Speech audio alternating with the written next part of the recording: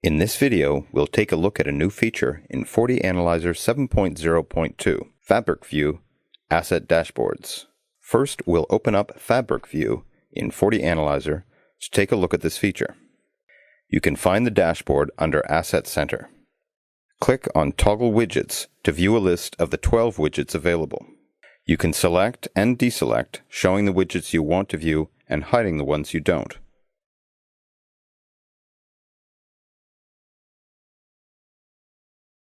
And if you click on the settings icon, there is a filter with tags to include or exclude in your search. You can filter by hardware or operating system, by the detect method, and choose one or multiple devices. You can select all devices or deselect all of them. In the Asset Dashboard, there are 3 types of charts you can view: donut graphs, bar graphs, and line charts.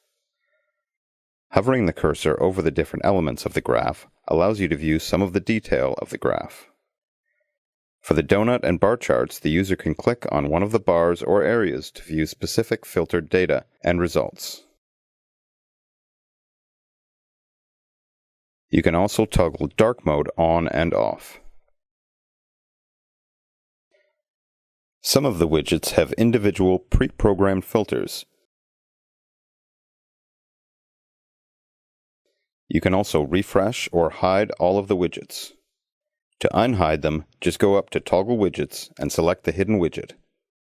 Now let's take a look at the Identity Center dashboard. For this dashboard, there are 7 widgets. And like with the Asset Dashboard, you can deselect to hide any widgets you don't want in the dashboard.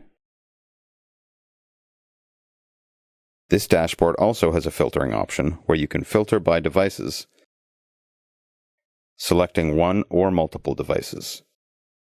You can also select the user group you want to filter by.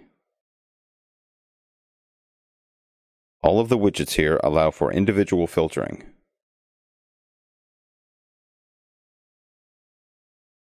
You can also hover over the graph to view details,